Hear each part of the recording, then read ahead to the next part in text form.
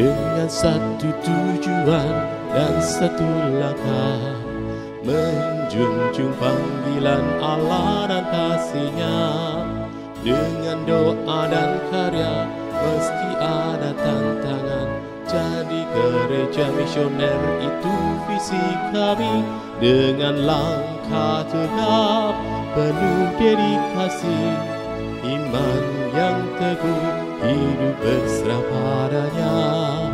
Bimbingan Roh Kudus dan tuntunan firman-Nya,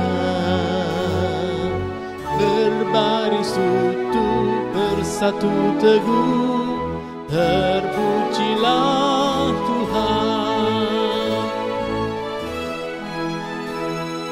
GPT Kristus Alfa Omega ngesel, bersatu bersama bergandengan tangan, mewujudkan visi melalui misi, menjangkau dan memuridkan dan juga mengutus. Dengan langkah tegap penuh dedikasi, iman yang teguh, hidup berserah padanya. Bimbingan Roh Kudus dan tuntunan firman-Nya, berbaris utuh, bersatu teguh, terpujilah Tuhan. Bersekutu dalam ibadah dan pengajaran, bertumbuh dalam kualitas dan kuantitas, berbagi dalam kasih persaudaraan. Itulah filosofi pelayanan kami. Dengan langkah tegap penuh dedikasi, iman yang teguh, hidup besar padanya. Bimbingan Roh Kudus dan tuntunan firman-Nya, berbaris utuh, bersatu teguh, terpujilah Tuhan. Beranda artinya bertumbuh bersama Anda, kelompokan kecil yang penuh semangat, saling berbagi hidup, mengalami kuasa-Nya, rindu menjadi berkat Tuhan dimuliakan. Dengan langkah tegap penuh dedikasi, iman yang teguh, hidup besar padanya. Bimbingan Roh Kudus dan tuntunan firman-Nya, berbaris utuh, bersatu teguh, terpujilah Tuhan.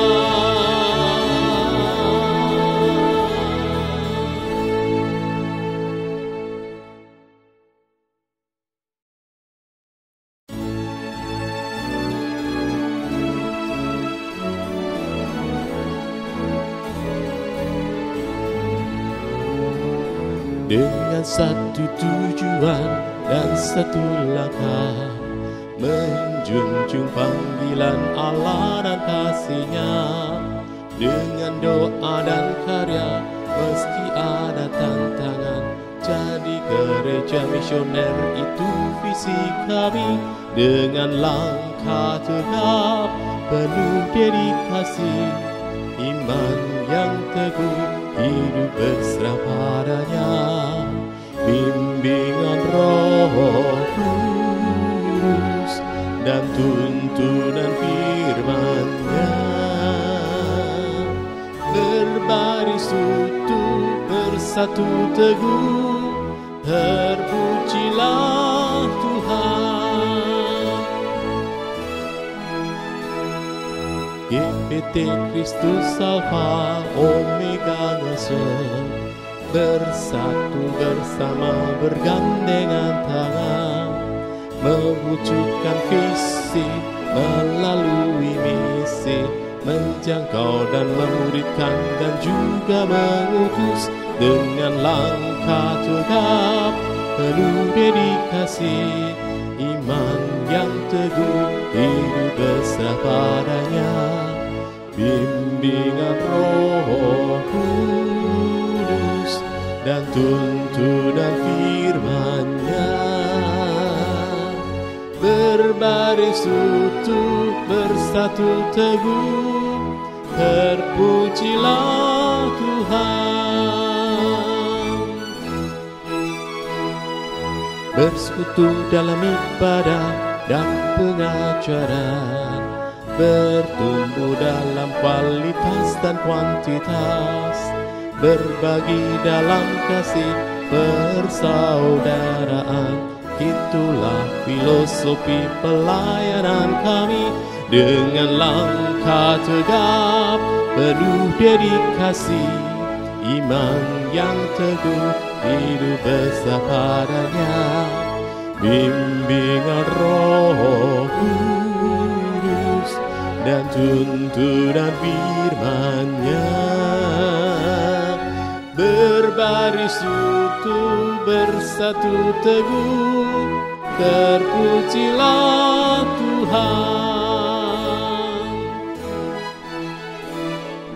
Beranda artinya bertumbuh bersama Anda, kelompokan kecil yang penuh semangat, saling berbagi hidup, mengalami kuasa-Nya, rindu menjadi berkat Tuhan dimuliakan, dengan langkah tegap penuh dedikasi, iman yang teguh, hidup bersama padanya, bimbingan Roh Kudus dan tuntunan firman-Nya. Berbaris utuh, bersatu teguh, terpujilah Tuhan.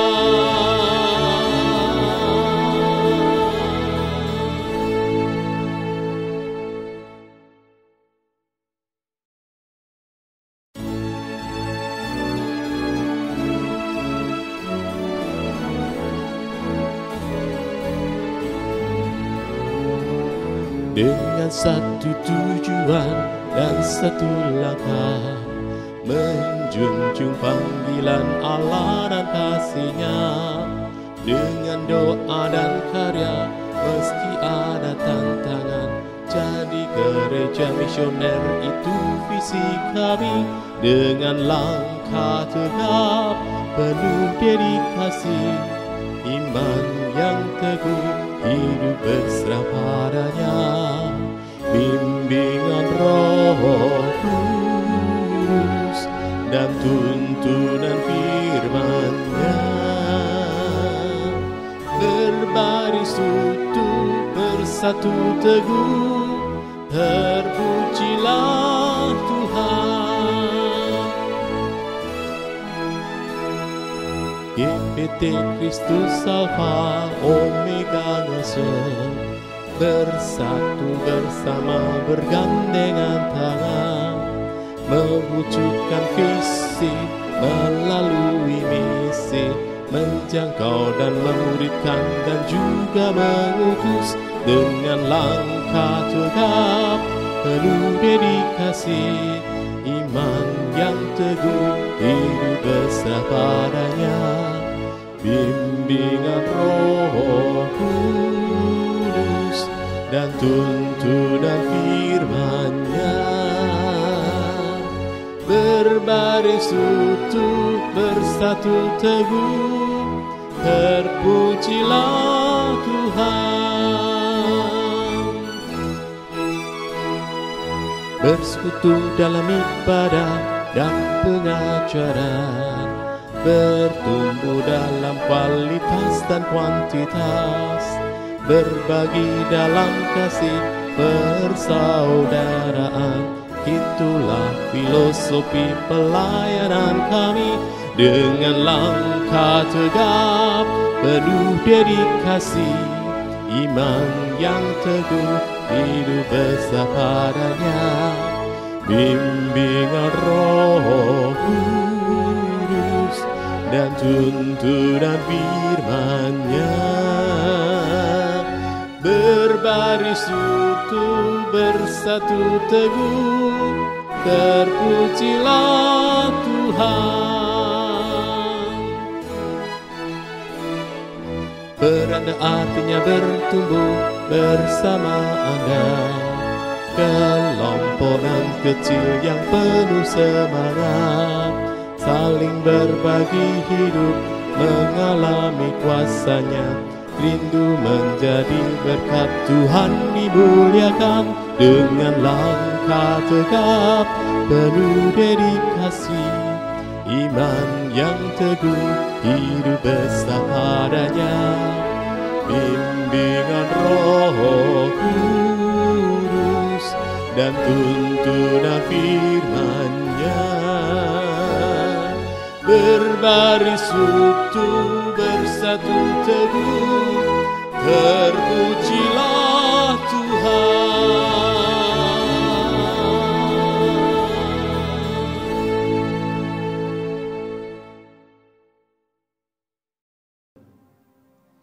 Shalom jemaat Tuhan, selamat bergabung dengan ibadah doa Rabu malam pada hari ini. Mari kita bersama-sama satukan hati di tengah-tengah segala kekurangan yang ada. Kita tetap mau menyembah Tuhan, kita mau bersyukur kepada Tuhan. Dan mari kita bersatu dalam doa. Bapa di surga, kami bersyukur atas kasih-Mu, atas berkat-Mu dan penyertaan-Mu kepada setiap kami ya Bapa.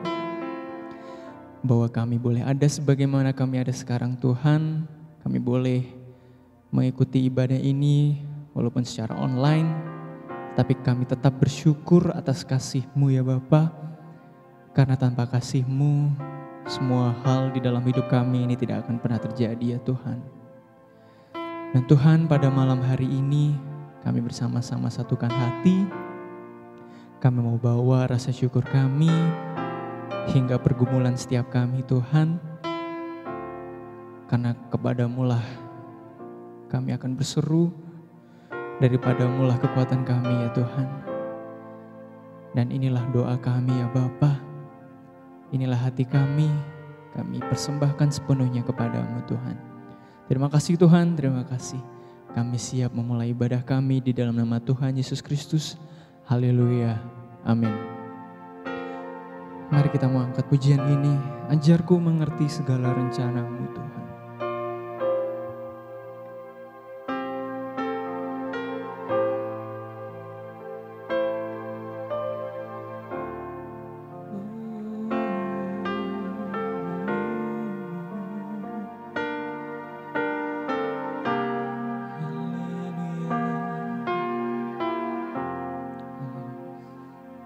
Ajarku mengerti.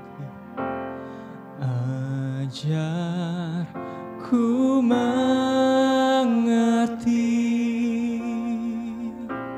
segala rencana-Mu.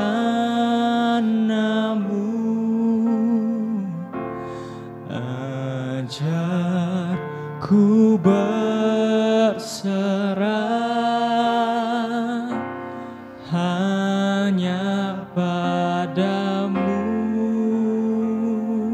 Pimpin kami, pimpinlah jalanku dalam terang firman-Mu. Ajarku berharap hanya padamu. Bapakku ajaib segala rencana. Bapakku ajaib segala rancangan-Mu. Tuhanku, heran perbuatan-Mu. Kami percaya Kau sanggup Tuhan.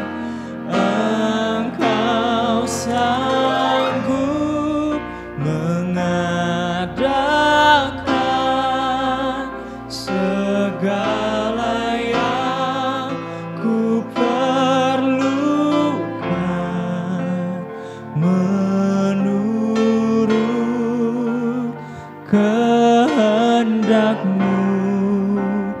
terjadilah. Ajar kami mengerti, ajarku mengerti segala rencana-Mu.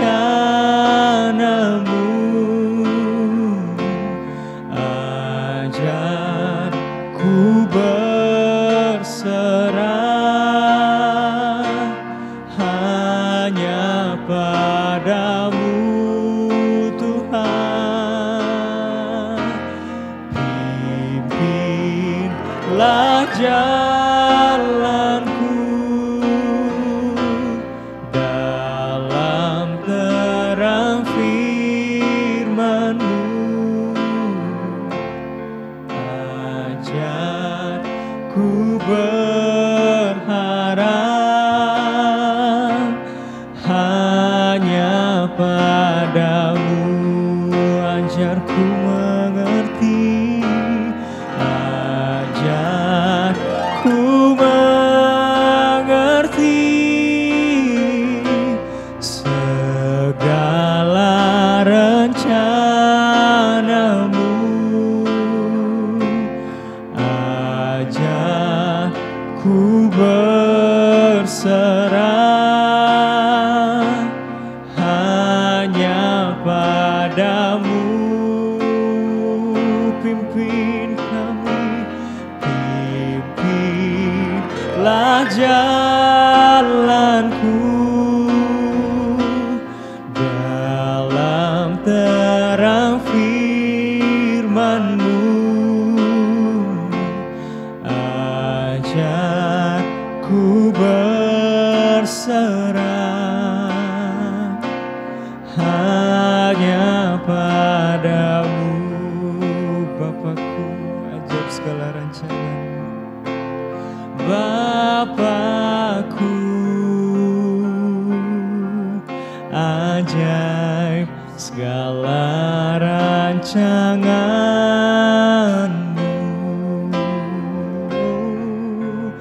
Tuhanku, heran perbuatan-Mu. Engkau sanggup mengadakan segala yang ku perlukan menurut kehendak-Mu terjadilah.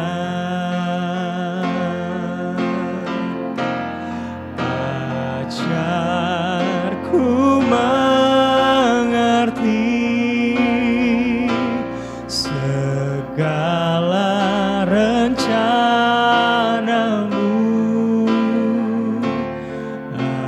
Ajarku berserah hanya padamu.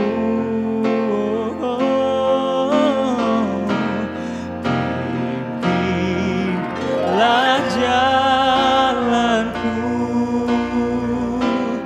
dalam terang firman-Mu. Ajarku berharap hanya padamu. Sekali lagi, ajarku mengerti, ajarku mengerti segala rencana-Mu.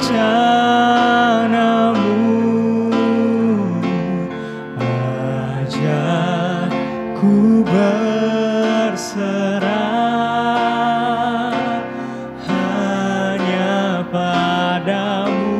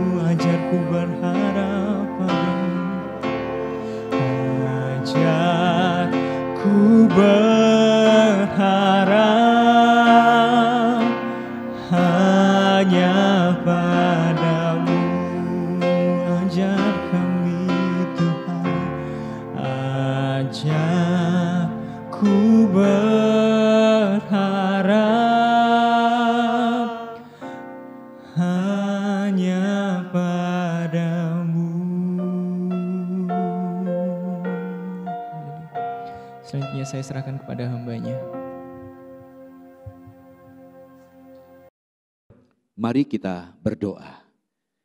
Bapa kami dalam sorga, kami tetap bersyukur Engkau baik dan kebaikan-Mu tidak pernah berubah.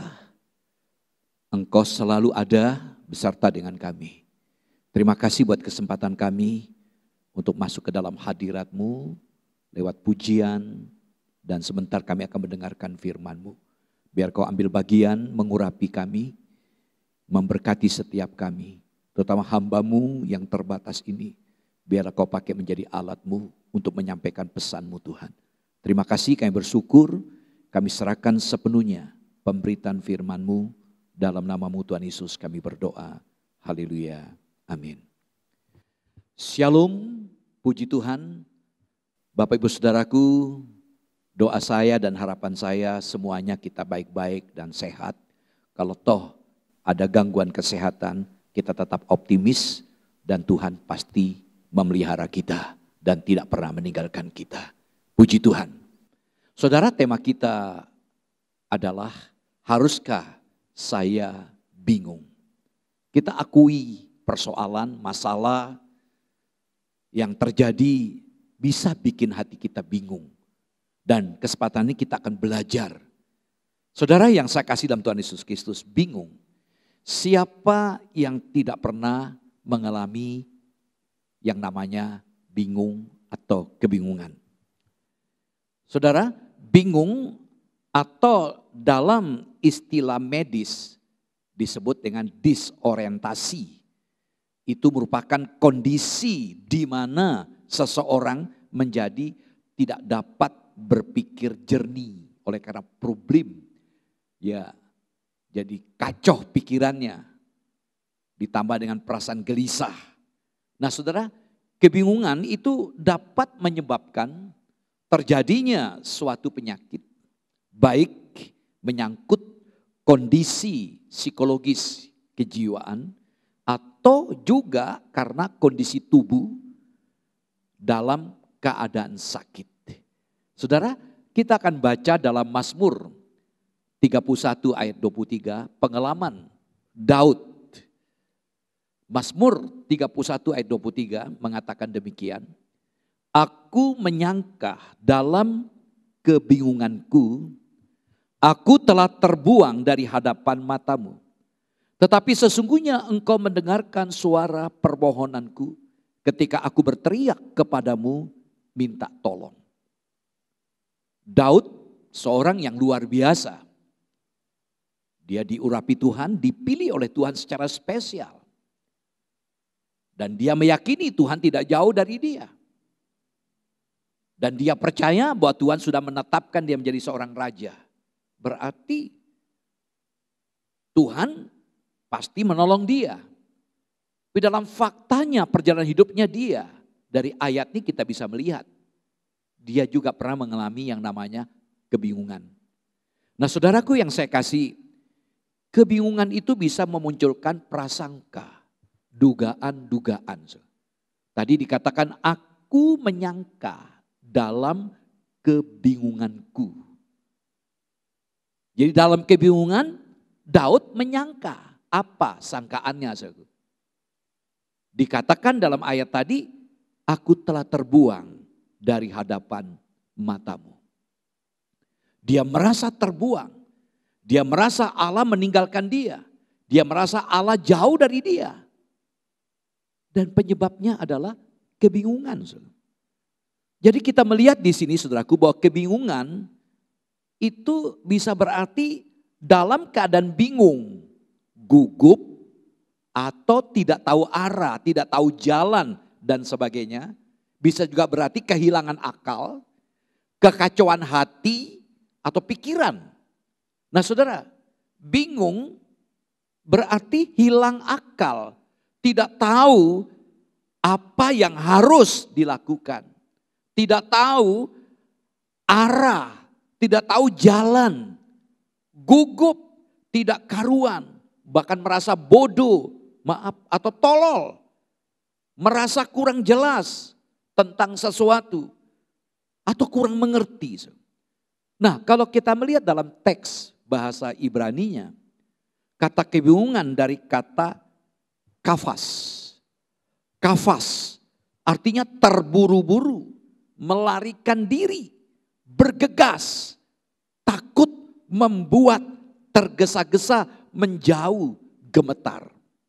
Saudaraku, dalam pertemuan doa ini, kita diingatkan jangan kita bingung. Kenapa kita tidak boleh bingung? Pertama, kita belajar kebingungan makin merumitkan situasi dan keadaan kita. Artinya ketika kita biarkan kebingungan itu justru makin memperkeruh, bukannya menyelesaikan masalah, tambah runyam. Nah, kita belajar dari Daud. Saudaraku, Daud punya alasan memang untuk bingung. Tidak perlu kita baca ayat-ayat ini. Daud merasakan kesedihan dan tekanan jiwa, pikirannya, perasaannya, kehendaknya yang begitu dahsyat. Sehingga fisiknya juga merosot. Itu diungkapkan dalam ayat 10 dan 11 dari Mazmur 31. Bahkan di samping itu orang-orang menghina dia. Melecehkan dia, menertawakan dia. Tidak menganggap dia, bahkan saudaraku mencaci maki. Karena sesuatu yang dia percayai dan dia pertahankan adalah Allah yang menjadi andalannya. Itu diungkapkan dalam pasal 31 ayat 12 dan 19. Dan bahkan teman-teman Daud mulai meninggalkan dia. Berpaling dari dia. Itu diungkapkan dalam ayat 12 dan 13. Lebih parah lagi, ada yang merancang rencana kejahatan kepada dia. Itu diungkapkan dalam ayat yang ke-14. Nah, otomatis ini menjadi alasan Daud bingung. Akibatnya Daud kebingungan. Daud menyangka bahwa dia sudah terbuang dari hadapan Tuhan. Bayangkan, tekanan jiwa mengganggu fisiknya, mulai sakit-sakitan. Dia tidak dianggap, dilecehkan. Tidak ada teman-teman menjauhkan diri dari dia. Bahkan juga teman-teman dan ada musuh-musuh juga yang merancangkan kejahatan. Dia jadi bingung. Lalu dia menganggap Tuhan meninggalkan dia. Ya, walaupun kita tahu, saudaraku, ingat, kita tahu dalam ayat 15 sampai 16, Daud tetap percaya beriman kepada Allah. Dalam ayat 8, dia yakin bahwa Tuhan mengetahui segala pergumulan. Dia punya keyakinan Allah Maha tahu. Dia beriman kepada Allah dan dia percaya bahwa Tuhan itu Maha tahu. Bahkan dia percaya juga bahwa Tuhan mampu melindungi dia. Itu dikatakan dalam ayat 20-21. Tetapi namanya manusia punya keterbatasan. Dia percaya kepada Tuhan. Dia yakin Tuhan tahu apa yang jadi pergumulan dia. Dia percaya bahwa Tuhan melindungi dia. Tapi kok masalah enggak selesai-selesai. Tambah berat hidupnya. Sehingga dia mulai bingung. Ya memang dia percaya, dia berdoa. Tapi ketika doanya belum dijawab. Dan kekuatan musuh semakin besar. Daud merasa bahwa Allah meninggalkan dia. Itu dikatakan dalam pasal 31 ayat 23a. Jadi kita melihat dari pengertian ini saudaraku bahwa bingung itu berarti tergesa-gesa. Karena adanya ketergesaan dalam berpikir. Tekanan yang muncul, beban yang muncul. Sehingga ketergesaan dalam berpikir. Nah, kita melihat seseorang makin tergesa-gesa, maka makin kita kurang cepat sebenarnya. Ya, makin kita tergesa-gesa, kita tidak maju, saudaraku. Kita panik. Mau buat apa? Kita bingung, tidak tahu arah, tidak tahu jalannya. Nah, saudara, jadi kita melihat kita bisa bingung. Kapan kita bisa bingung? Kapan kita bisa mengalami kebingungan? Ketika kita diperhadapkan atau dapat terjadi pada saat kita berada dalam keadaan kesulitan.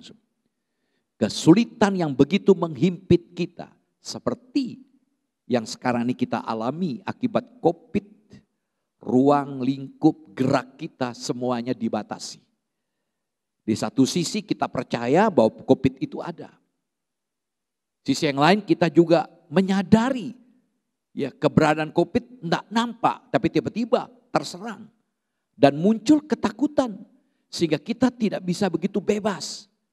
Sementara situasi ekonomi yang begitu berat. Nah, situasi ini bisa membuat kita apa? Memiliki konsep yang salah. Memiliki pemahaman yang salah. Kita bisa keliru dalam menilai Allah. Katanya Allah itu ada. Tapi kenapa engkau membiarkan kami dalam kesulitan? Katanya engkau hadir. Dan kita punya keyakinan kita sudah berdoa. Tapi kenapa doa kita tidak dijawab? Sehingga muncullah konsep pemahaman-pemahaman yang bisa bikin kita keliru, saudaraku. Yang kedua, kita bisa bingung juga ketika kita berhasil. Bahkan ketika kita sampai pada puncak keberhasilan. Pada puncak kesuksesan. Ya saudaraku. Jadi sama juga kita merasa berhasil. Sudah punya segala-galanya. Kita juga bisa bingung mau diapain. Menghadapi kondisi keluarga mungkin. Mau diapain uang ini. Dan terjadi pertengkaran dalam keluarga bisa jadi. Di dalam keberhasilan pun bisa membuat kita bingung. Saudara, dalam kebingungan kita bisa mengambil sebuah kesimpulan yang salah. Karena apa? Karena konsep yang salah. Bisa bayangkan, kebingungan bisa membuat kita keliru dalam mengambil keputusan. Kebingungan bisa membuat kita punya pengertian, pemahaman yang salah dan tidak benar. Seharusnya di saat kita mulai bingung, ketika kebingungan itu mulai menguasai pikiran dan perasaan kita juga, seharusnya kita lari kepada Allah. Solusinya adalah Allah. Apa yang sudah kita sudah kerjakan dengan baik, lalu kita sudah mentok, tidak bisa buat apa-apa. Nah, bagian yang tidak bisa kita buat, kita bawa kepada Tuhan. Namun seringkali kita tidak mampu lari kepada Tuhan. Lalu kita biarkan pikiran, perasaan yang lebih dominan bekerja. Saudaraku, sebagai contoh kita melihat dalam Bilangan. Pasal 21 ayat 4-6 pengalaman perjalanan umat Israel menuju ke tanah Kanaan. Mari kita lihat. Bilangan 21 ayat 4-6. Setelah mereka berangkat dari Gunung Hor, berjalan ke arah Laut Teberau untuk mengelilingi tanah Edom, maka bangsa itu tidak dapat lagi menahan hati di tengah jalan. Lalu mereka berkata-kata melawan Allah dan Musa, "Mengapa kamu memimpin kami keluar dari Mesir, supaya kami mati di padang gurun ini? Sebab di sini tidak ada roti dan tidak ada air, dan akan makanan hambar ini kami telah muak." Lalu Tuhan menyuruh ular-ular tedung ke antara bangsa itu yang memagut mereka sehingga banyak dari orang Israel yang mati. Perhatikan dalam ayat yang keempat. Setelah mereka melihat kondisi yang ada, dikatakan maka bangsa itu tidak dapat lagi menahan hati di tengah jalan. Inilah gejolak karena kebingungan. Tidak dapat menahan hati. Lalu mengambil sebuah kesimpulan. Dan kesimpulannya salah.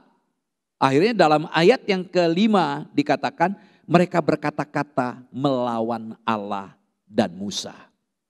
Mereka tidak bisa menerima. Mereka protes, mereka komplain. Kenapa Allah biarkan kami menderita seperti ini? Ya, mereka ingat di Mesir masih lebih enak. Orang Israel tidak dapat menahan gejolak hati mereka. Akibatnya mereka berkata-kata melawan Allah, bahkan melawan Musa.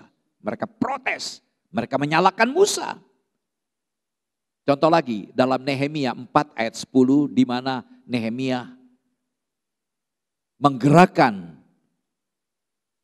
orang-orang di Yerusalem untuk membangun kembali tembok yang sudah rusak dan runtuh. Kita baca Nehemia 4 ayat yang ke-10.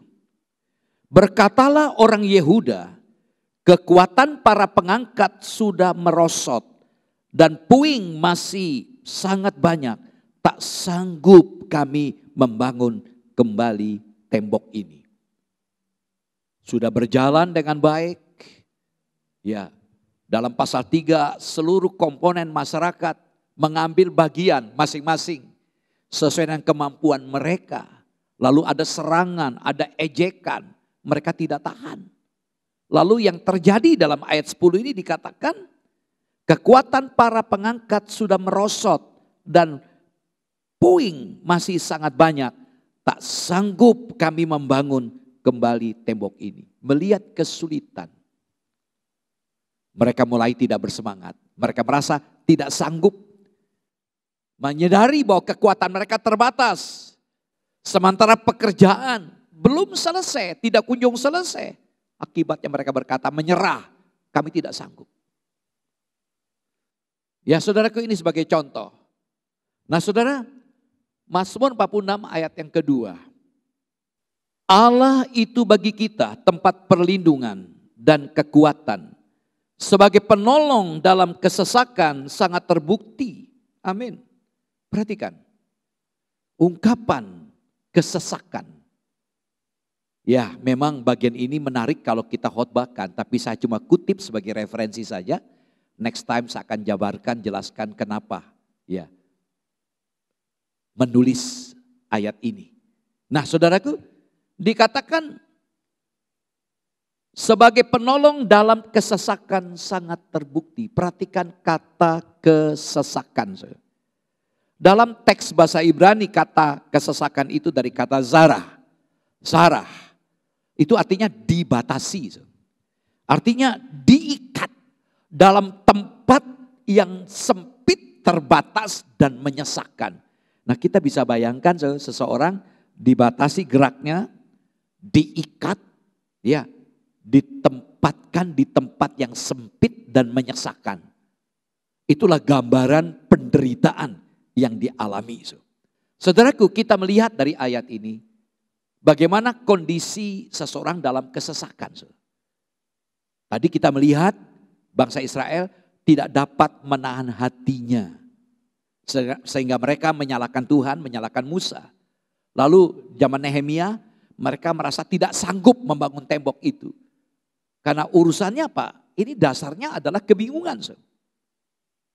Memang kesesakan bisa membuat kita tuh bingung, panik. Tetapi apa yang Tuhan inginkan ketika kita diperhadapkan dengan kesesakan? Kita lihat dalam Mazmur 46 ayat yang ke-11. Diamlah dan ketahuilah bahwa akulah Allah. Aku ditinggikan di antara bangsa-bangsa, ditinggikan di bumi. Diamlah dan ketahuilah. Dan menarik kalau kita melihat kata diamlah. Ini kata yang luar biasa saudara. Kata diamlah dari kata rafah. Nah kata rafah itu bisa berarti relax, santai. Relax, santai. Tapi jujur, kalau kita diperhadapkan dengan kesesakan, kita tidak dapat menahan gejolak hati kita. Dan otomatis kita menjadi bingung. Apalagi kalau kita ditempatkan di dalam tempat yang dibatasi. Digambarkan seseorang yang diikat di tempat yang sempit dan menyesakkan. Tapi Tuhan berkata kepada kita, diamlah. Yang rileks, yang santai, jangan tegang. Jangan panik. Artinya berhentilah untuk berusaha. Berhentilah untuk berkegiatan. Berhentilah untuk bertindak. Diamlah. Kita disuruh diam. Saudaraku, jangan biarkan perasaan kita terus yang bekerja sehingga membuat kita bingung. Kata rafa juga bisa berarti lepaskanlah. Lepaskanlah, artinya jangan lagi memegang hal-hal yang merintangi saudara. Jangan lagi memegang hal yang bisa menghalangi saudara untuk meninggikan Tuhan. Dan memberikanlah tempat kepada Tuhan pada tempatnya yang berkenan, yang layak dalam kehidupan saudara dan saya. Jadi ketika Tuhan berkata, diamlah dan ketahuilah, kita diminta untuk berhentilah sejenak. Diamlah dan renungkanlah bahwa ada Tuhan yang berkuasa atas segala sesuatu yang sedang ada bersama dengan kita. Berhentilah untuk mengandalkan kemampuan diri kita sendiri, tetapi percayakanlah sepenuhnya apapun problem, apapun masalah kita hanya kepada Tuhan Allah. Saudaraku, Mazmur 46 ayat 11 tadi dikatakan ketahuilah. Kata ketahuilah itu bukan sekedar kita tahu. Kata ketahuilah dari kata yadah.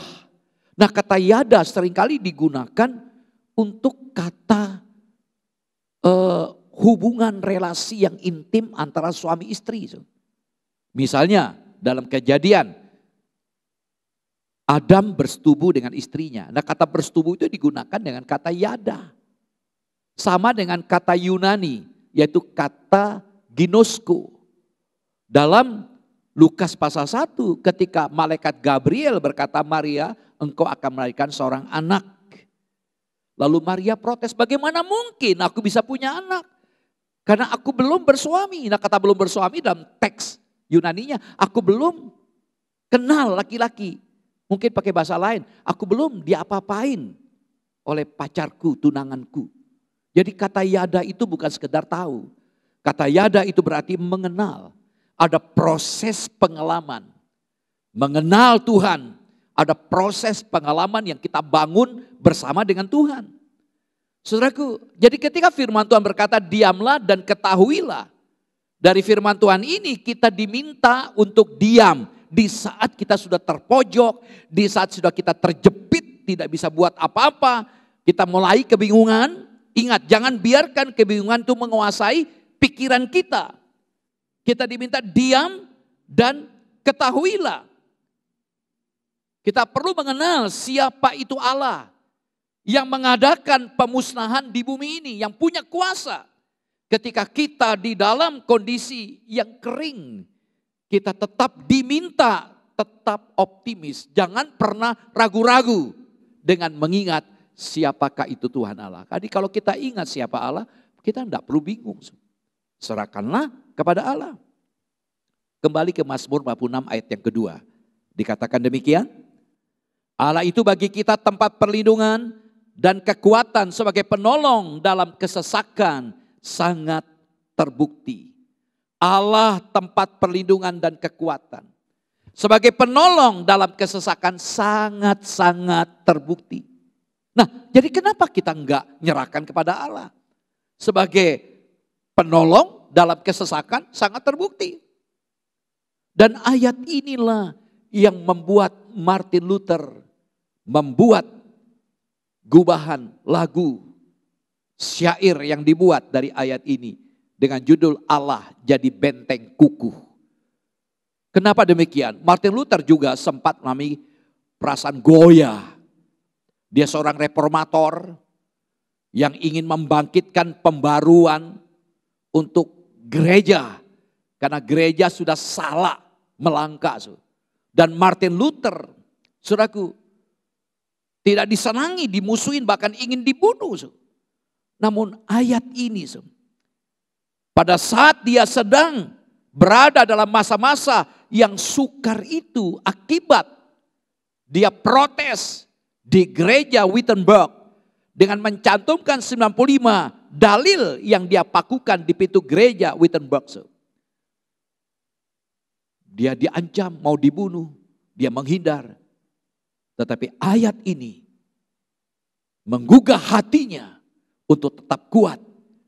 Karena Allah sebagai penolong dalam kesesakan sangat terbukti. Saudaraku, jadi pemazmur menegaskan bahwa meskipun saudara dan saya sedang berada dalam suatu situasi yang sangat gelap dan tanpa asa, tanpa harapan, jangan pernah saudara putus asa. Kita harus tetap mempercayakan hidup kita ini hanya kepada Tuhan sebagai pencipta. Karena bagaimana hebatnya manusia. Manusia hanya ciptaan. Saudaraku, orang percaya kadang-kadang juga mengalami kesulitan. Tetapi kita tidak perlu kecil hati, saudaraku, dalam menghadapi kesulitan hidup. Oleh karena apa? Oleh karena Allah yang kita percayai adalah Allah yang melindungi, Allah yang menolong umatnya. Saudara, kita memiliki Allah yang begitu dahsyat, yang menguasai bangsa-bangsa bahkan seluruh alam. Bukankah seharusnya kita itu merasa aman? Jangan insecure. Kita perlu merasa aman. Saudaraku, dalam perlindungannya. Saudaraku, meneladani pemazmur, saudaraku, marilah kita hidup dengan penuh keyakinan akan pertolongan dan perlindungan Allah kita.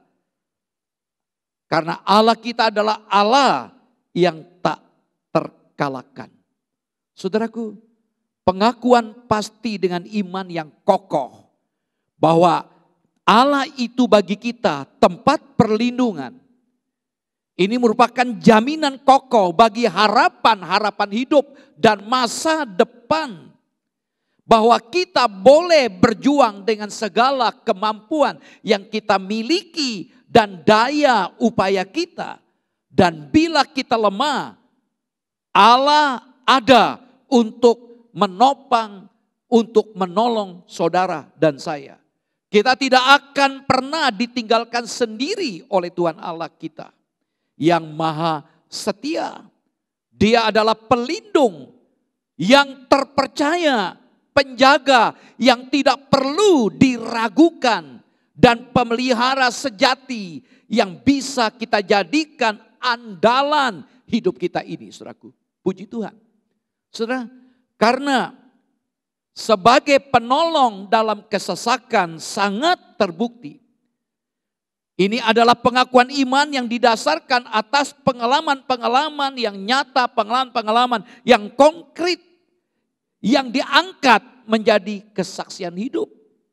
Saudara, karena itu marilah kita jalani hidup ini dengan penuh sukacita dan jauh dari rasa takut yang berlebihan. Sekalipun kadang kesesakan pikir membuat kita jadi stuck. Ya, terhenti, tetapi kita yakin Dia adalah penolong kita yang setia. Kadang sesak jiwa, sesak napas raga, sesak rasa, dan rupa-rupa kesesakan hidup karena rupa-rupa persoalan yang ada. Tapi kita percayakan itu kepada Allah. Saudaraku, saat Tuhan minta kepada kita, diamlah dan ketahuilah, diamlah dan ketahuilah. Di sini kita melihat betapa perlunya saudara dan saya menyediakan waktu yang khusus untuk fokus kepada Tuhan. Jadi berhentilah untuk mengeluh, berhentilah untuk bingung, berhentilah untuk protes, berhentilah untuk ngomel, diam dan ketahuilah Allah. Saudaraku, kita tahu bahwa jalan kita ini bukan jalan Tuhan. Yesaya 55 ayat 8 sampai 9. Sebab rancanganku bukanlah rancanganmu dan jalanmu bukanlah jalanku, demikianlah firman Tuhan. Seperti tingginya langit dari bumi, demikianlah tingginya jalanku dari jalanmu dan rancanganku dari rancanganmu. Jadi kita tidak bisa memahami Allah. Biar kita belajar menyerahkan diri kita kepada Allah. Berhentilah untuk berusaha ketika kita kejepit. Saudaraku, di balik setiap pergumulan pasti ada solusinya. Pasti ada jalan keluar. Saudara, keadaan yang sulit, sukar sekalipun dapat diubah oleh Allah.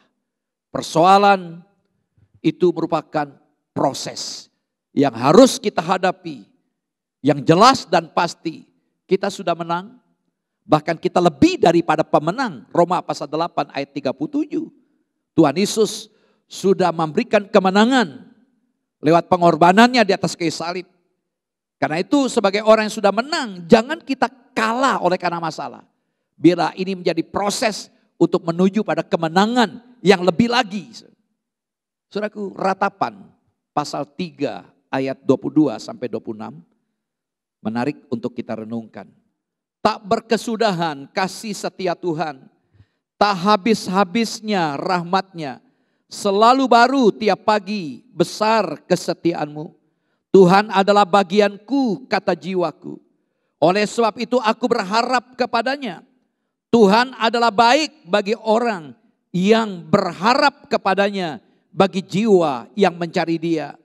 Adalah baik menanti dengan diam pertolongan Tuhan. Ratapan pasal 3 ayat 32 dan 33.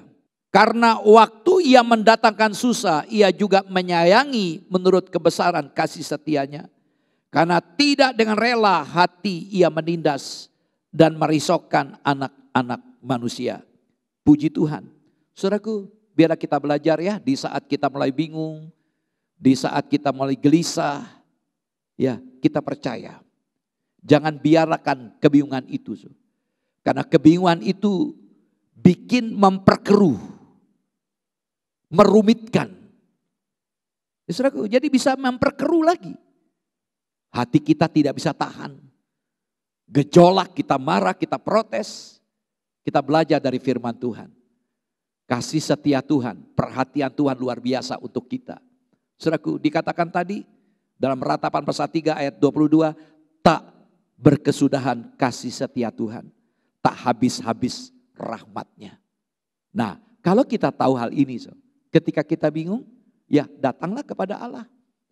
Kenapa kita bingung? Kita merasa masalah kita tidak dapat kita selesaikan. Dan ingat, kalau kita biarkan perasaan kebingungan itu, maka kebingungan itu akan memperkeruh, merumitkan situasi dan kondisi kita.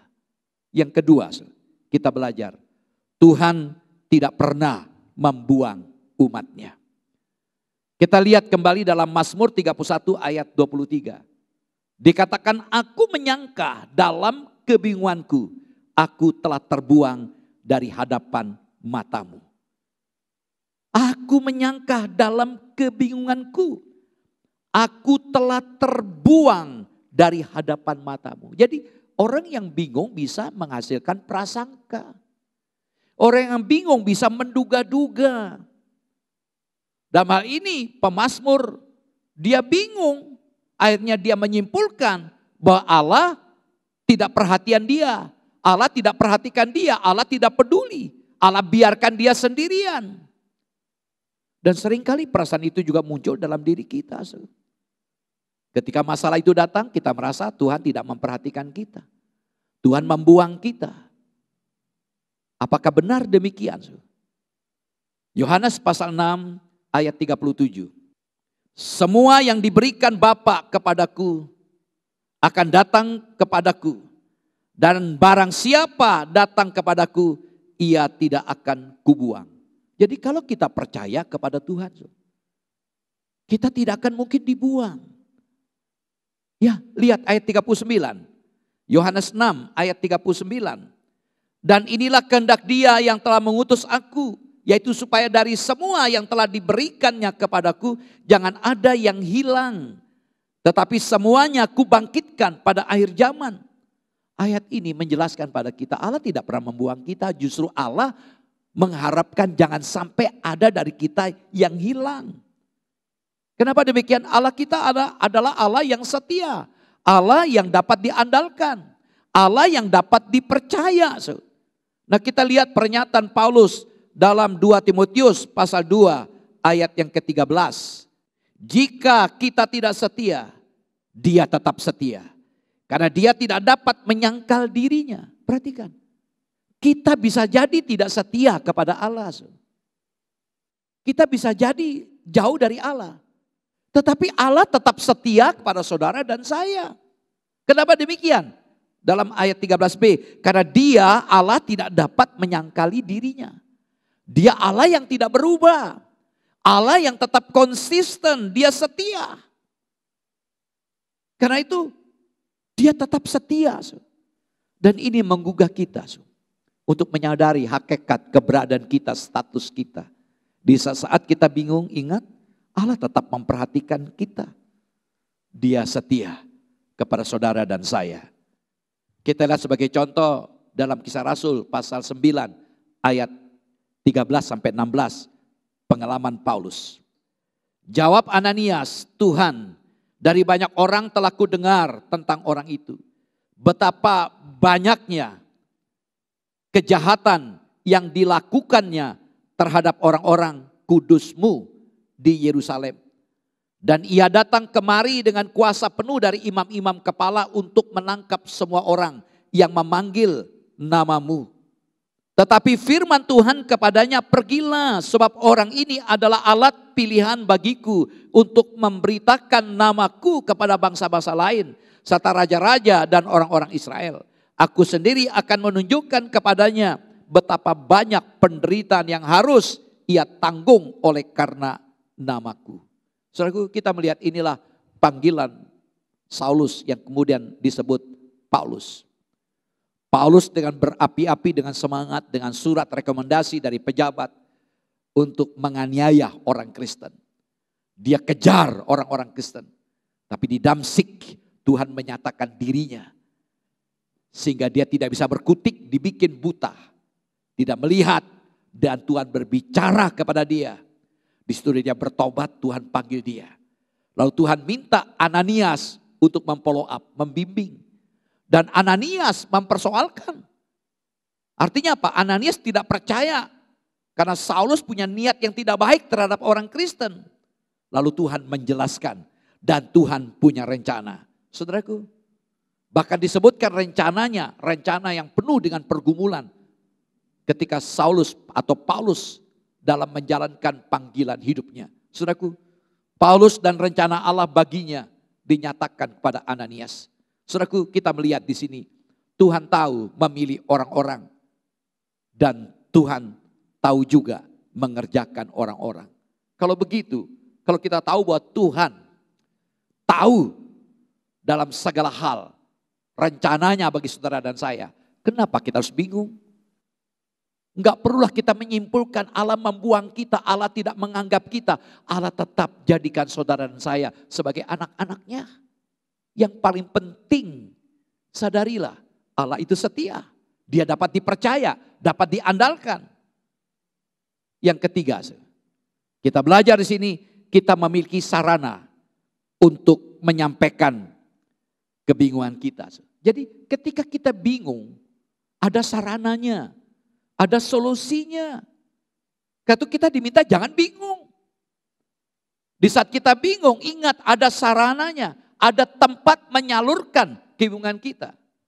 Kita lihat kembali dalam Mazmur 31 ayat 23 bagian akhir dikatakan, engkau mendengarkan suara permohonanku. Tapi aku berteriak kepadamu minta tolong. Daud pernah berkata, aku menyangka dalam kebingunganku. Ya, buat Tuhan membuang dia.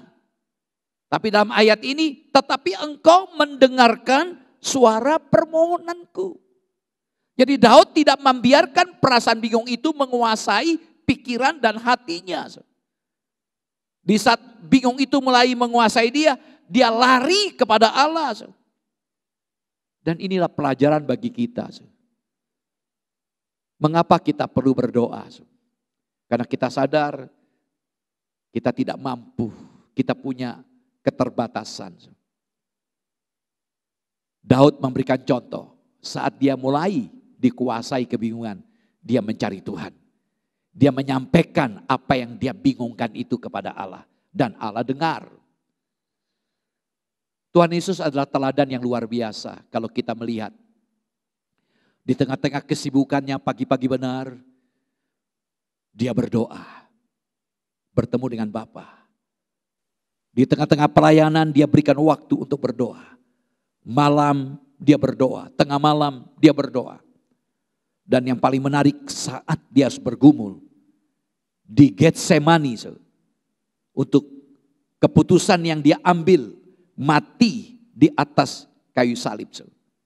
Kita lihat dalam Lukas 22 ayat 42. Ya Bapakku, jikalau engkau mau, ambillah cawan ini daripadaku. Tetapi bukanlah kehendakku, melainkan kehendak-Mu lah yang terjadi. Ayat 44, ia sangat ketakutan dan makin bersungguh-sungguh berdoa. Peluhnya menjadi seperti titik-titik darah yang bertetesan ke tanah. Kesungguhan hatinya sampai pori-porinya pecah. Dia harus bergumul dalam mengambil keputusan untuk mati di atas kayu salib. Saudaraku, kita lihat dalam Ibrani pasal 5 ayat yang ke-7. Dalam hidupnya, artinya hidup Yesus, dalam hidupnya sebagai manusia, ia telah mempersembahkan doa, perhatikan, ia telah mempersembahkan doa dan permohonan dengan ratap tangis dan keluhan kepada Dia yang sanggup menyelamatkannya dari maut, dan karena kesalehannya ia telah didengarkan. Tuhan Yesus menjadi contoh yang baik. Saya ingat ada tokoh misi yang luar biasa. Beliau punya beban dalam dunia pendidikan. Dia mendirikan panti asuhan 10.000 bahkan lebih. Dan yang saya ingin bagikan saudaraku, dia adalah George Muller, pendeta yang mendirikan panti asuhan Ashley Down di Bristol, Inggris, dan merawat 10.000 anak yatim piatu dengan mengandalkan pemeliharaan Tuhan. Suatu hari asistennya berkata, kita sudah tidak punya makanan. Kita mau makan apa besok? Dia minta, siapkan kuburan. Bilangin ke anak-anak semua, siapkan kuburan. Asistennya bingung. Siapa yang mati? Yang mati adalah kekhawatiranmu. Kuburkan kekhawatiran bahwa Tuhan memelihara kita. Besoknya anak-anak dikumpulkan saat makan. Piring dalam kondisi tertutup. Kondisi tertutup. Ada sendok. Tapi nasi tidak ada. Makanan lauk tidak ada. Lalu mereka berdoa. Di saat mereka berdoa, ada yang ngetok pintu. Satu truk roti dikirimkan untuk mereka. Kemudian disusul dengan satu truk susu. Karena apa? Diputuskan karena mobil itu mogok. Dan susu ini kalau tidak disalurkan menjadi rusak. Daripada rusak mending dibagikan. Itulah keajaiban Tuhan. Dan yang kedua saya ingin bagikan. George Muller punya teman yang sangat dekat. Tapi temannya sangat ateis, tidak percaya kepada Tuhan. Lalu George Muller berupaya terus berdoa meyakinkan temannya ini. 1 tahun, 2 tahun, 10 tahun, 20 tahun, 30 tahun. Sepertinya enggak didengar.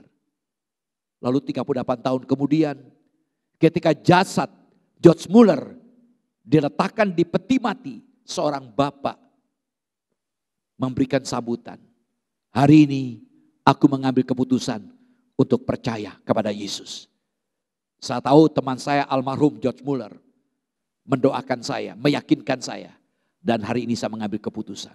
Kita melihat doa yang terus dipanjatkan oleh George Muller berbuah. Begitu banyak kalau kita melihat pengalaman-pengalaman George Muller. Sehingga beliau dikatakan rasul doa, pendoa yang luar biasa. Dan ini menggugah kita sekalian. Mari kita belajar. Dalam kebingungan pun kita belajar mempercayakan masalah kita. Saat kita bingung ada solusi untuk menyampaikan beban kita kepada Tuhan.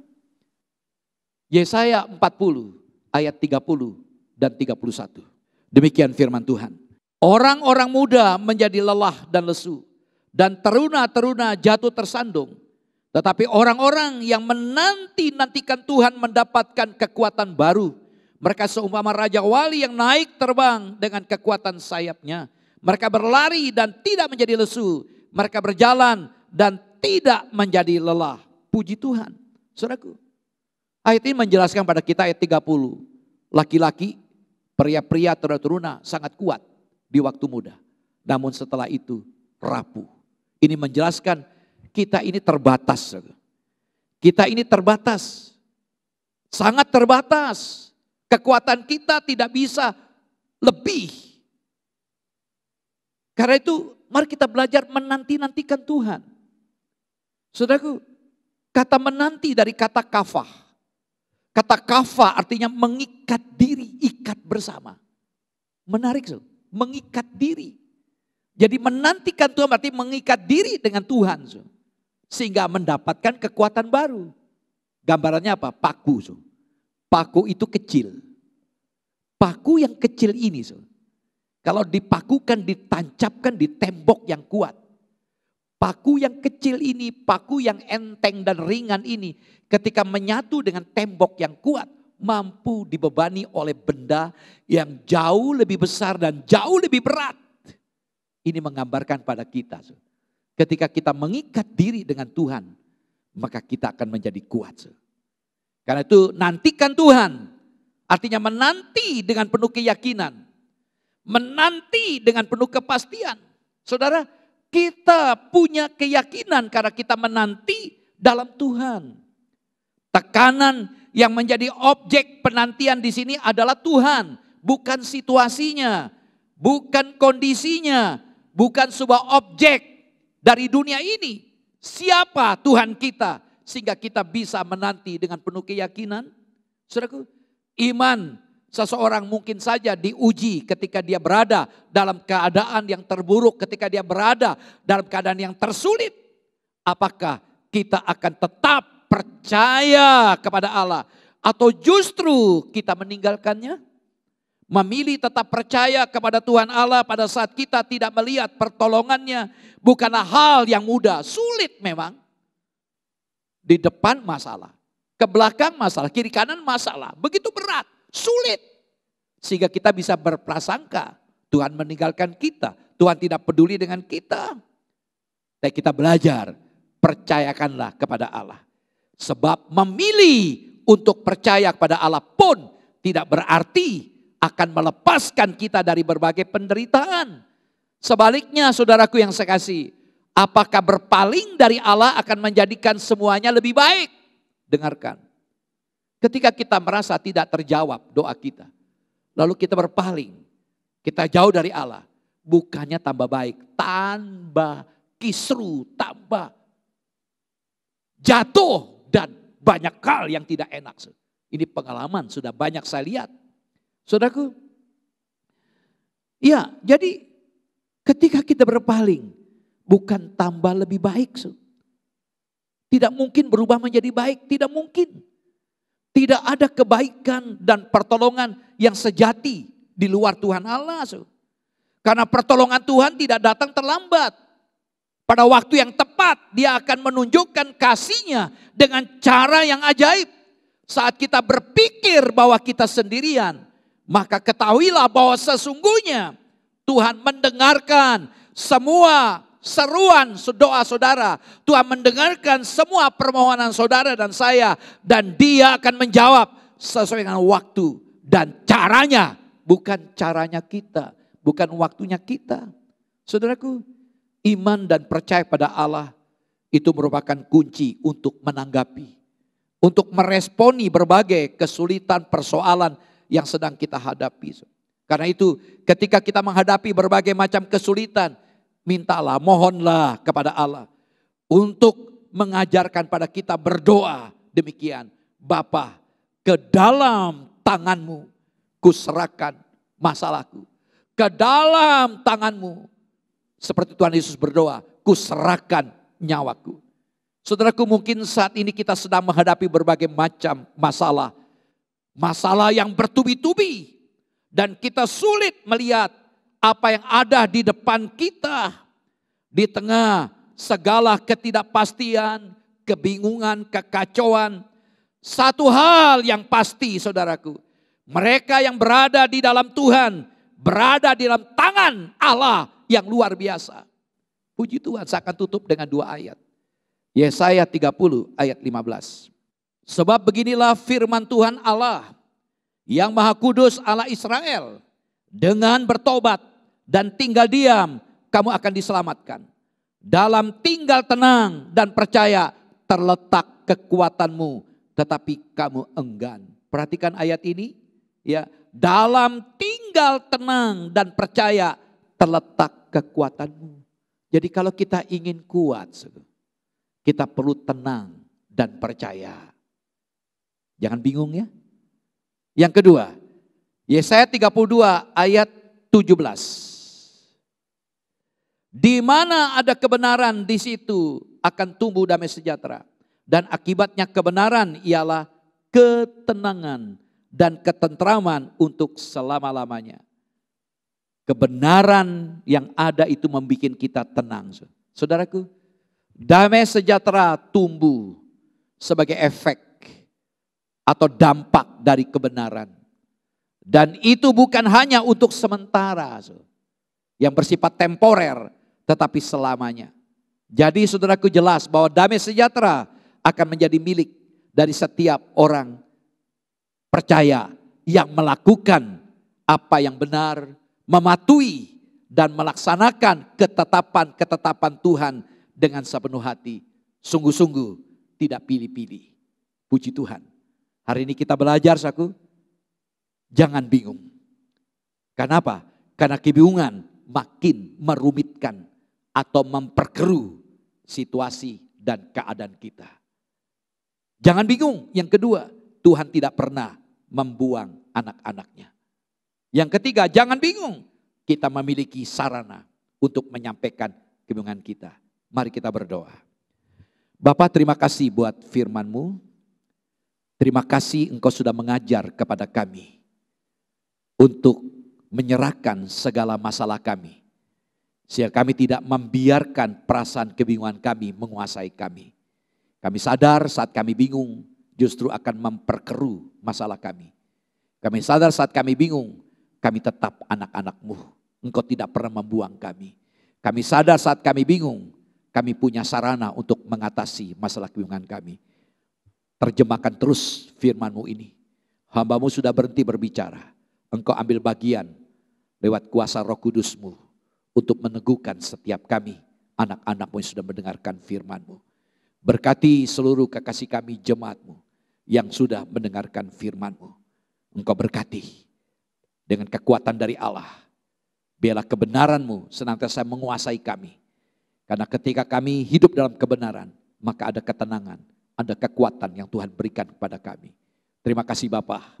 Kami berdoa Bapa untuk gereja-Mu, secara khusus GBT Alpha Omega Ngesrep. Tuhan ambil bagian, memberkati seluruh rencana, aktivitas kegiatan gereja, kami serahkan dalam tangan-Mu. Engkau memberkati seluruh komisi-komisi yang ada. Kami sadar kami dibatasi oleh karena keadaan.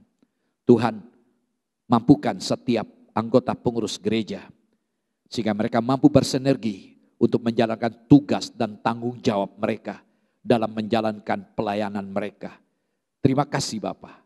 Kami serahkan dari ketua sampai seluruh bagian anggota komisi ke dalam tangan-Mu. Kami serahkan untuk keadaan gereja-Mu. Engkau melihat kondisi keuangan. Kami menyadari kondisi ekonomi semakin merosot. Tapi beri pada kami hati yang sungguh-sungguh memberi untuk memberkati pelayanan gereja-Mu secara khusus di tempat ini. Terima kasih Bapak. Memberkati gereja-gereja lain, memberkati para pendeta-pendeta dimanapun berada. Tuhan tetap kuatkan sehingga gereja-Mu tetap bergerak, tetap melayani walaupun diperhadapkan dengan wabah yang begitu berat yang kami rasakan dalam pelayanan kami. Kami serahkan pemerintahan kami, negara kami Indonesia. Bersyukur kondisi pandemi mulai menurun. Namun Tuhan tetap ambil bagian, bekerja, berkarya. Mampukan Bapak pemimpin-pemimpin kami, dari Bapak Presiden, Wakil Presiden, para Menteri Kabinet, anggota DPR, para yudikatif, legislatif dalam tangan-Mu kami serahkan. Biar Tuhan berikan hikmat dan kemampuan untuk mereka hidup jujur, kemampuan untuk menjalankan tugas dengan penuh tanggung jawab, sehingga Indonesia tetap makmur. Terima kasih Bapak. Kami serahkan gugus tugas dari nasional sampai ke tingkat daerah dan desa. Tuhan terus mampukan mereka. Tenaga kesehatan sepenuhnya kami serahkan dalam tangan-Mu. Terima kasih Bapak. Kami berdoa Bapak untuk jemaat-Mu. Kami membutuhkan Engkau. Engkau melihat keadaan jemaat-Mu. Engkau berkati setiap keluarga-keluarga jemaat-Mu. Baik orang tua, baik suami, baik istri, baik anak. Tuhan terus berkarya dalam ekonomi, pekerjaan, keuangan. Engkau adalah Allah yang sanggup mencukupi segala kebutuhan hidup kami. Tuhan ambil bagian untuk memenuhi segala apa yang kami butuhkan. Terima kasih Bapa, memberkati kesehatan jemaat-Mu yang sedang sakit, Ibu Latifah, Pak Leno, berapa nama lain tidak kami sebutkan. Tangan-Mu yang ajaib menjamah dalam nama-Mu Yesus. Kami serahkan kekasih-kekasih kami jemaat Tuhan yang sudah usia lanjut. Tuhan berikan kekuatan, Tuhan berikan semangat untuk mereka tetap memandang Tuhan. Berkati para janda-janda, duda-duda, agar mereka tetap di masa tua, tetap kuat di dalam Engkau. Terima kasih Bapa. Terima kasih. Kami serahkan yang berulang tahun, Tuhan tolong berkati. Apapun masalah jemaat-Mu, kami letakkan dalam tangan-Mu. Engkaulah jawaban atas setiap masalah kami. Dalam nama-Mu Yesus. Engkau menjamah setiap kami. Kerinduan, permohonan kami, Engkau tolong. Terima kasih Bapa. Kami bersyukur buat jam doa ini. Kami berdoa dan mohon berkat-Mu turun atas kami sekalian. Berkat damai sejahtera dari Allah Bapa, kasih sayang dari Tuhan Yesus Kristus dan Roh Kudus menyertai kami. Dari saat ini sampai selama-lamanya Tuhan Yesus memberkati. Dalam nama-Mu Tuhan Yesus kami sudah berdoa. Amin. Shalom, Tuhan Yesus memberkati.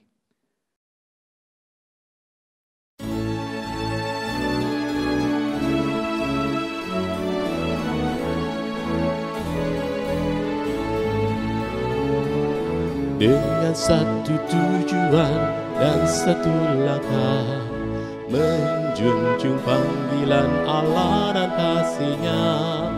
Dengan doa dan karya meski ada tantangan, jadi gereja misioner itu visi kami. Dengan langkah tegap penuh dedikasi, iman yang teguh, hidup berserah padanya.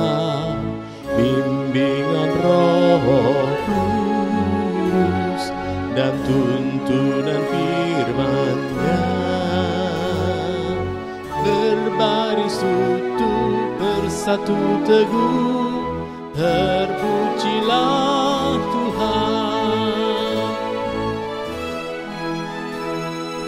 GPT Kristus Alfa Omega Ngasem, bersatu bersama bergandengan tangan, mewujudkan visi melalui misi, menjangkau dan memuridkan dan juga mengutus. Dengan langkah tegap penuh dedikasi, iman yang teguh, hidup berserah padanya. Bimbingan Roh Kudus dan tuntunan firman-Nya, berbaris utuh bersatu teguh, terpujilah Tuhan. Bersekutu dalam ibadah dan pengajaran, bertumbuh dalam kualitas dan kuantitas, berbagi dalam kasih persaudaraan. Itulah filosofi pelayanan kami. Dengan langkah tegap penuh dedikasi, iman yang teguh, hidup besar padanya. Bimbingan Roh Kudus dan tuntunan firman-Nya, berbaris utuh bersatu teguh, terpujilah Tuhan. Beranda artinya bertumbuh bersama Anda, kelompokan kecil yang penuh semangat, saling berbagi hidup, mengalami kuasa-Nya. rindu menjadi berkat. Tuhan dimuliakan dengan langkah tegap, penuh dedikasi, iman yang teguh, hidup besar padanya, bimbingan Roh Kudus dan tuntunan firman-Nya. Berbaris utuh, bersatu teguh, terpuji